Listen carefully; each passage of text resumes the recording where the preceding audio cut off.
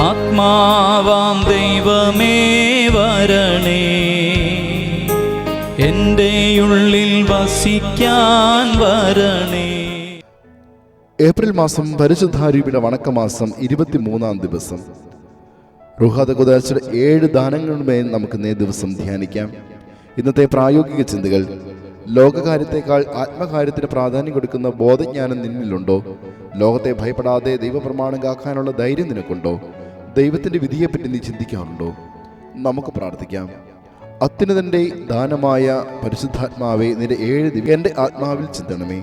അഗതികളുടെ പിതാവേ, ദാനങ്ങൾ കൊടുക്കുന്നവനെ, ഏറ്റവും എളിയവനും ആത്മീയ ദാരിദ്ര്യത വലയുന്നതിനുമായ എന്നെ നീ കരുണയോടെ തൃക്കം പാർക്കണമേ.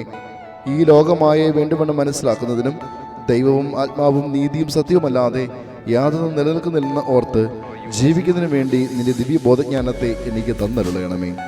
ദൈവഭയത്തിൻ്റെ പരിശുദ്ധാരൂപിയെ, പുഷ്പം പോലെ വാടുന്ന ഈ ലോക നന്മകളെ സ്നേഹിച്ചുകൊണ്ട് എൻ്റെ ആയുസ്സെല്ലാം പാഴാക്കി കളഞ്ഞതിനെപ്പറ്റി കൈപ്പോടെ ഞാൻ കരയുന്നതിനായി എൻ്റെ കണ്ണുകൾക്ക് കണ്ണുനീർ ധാരയെ നീ തന്നരുളയണമേ. ശേഷിച്ചിരിക്കുന്ന കാലമെങ്കിലും നിനക്ക് ശുഷ്കാന്തിയോട് കൂടി ശുശ്രൂഷ ചെയ്തുവെന്ന് നഷ്ടം പരിഹരിക്കുന്നതിനായി ഭക്തി എന്ന ദാനത്തെ നിന്നോട് ഞാൻ യാചിക്കുന്നു.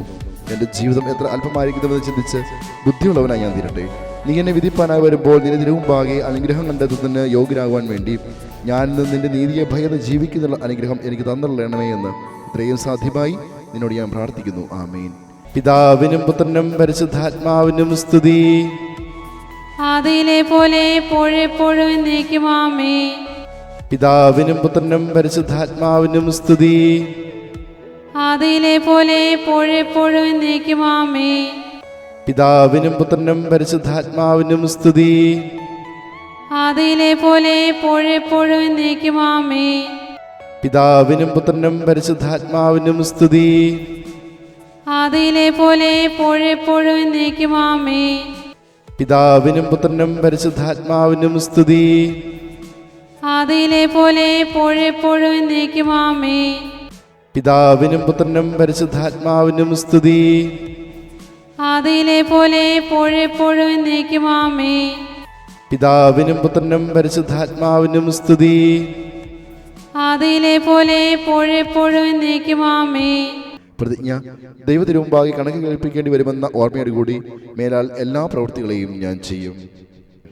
പാവനാരൂപിയേ, സ്നേഹസ്വരൂപനേ, ഞങ്ങളിൽ വന്നു നിറയേണമേ.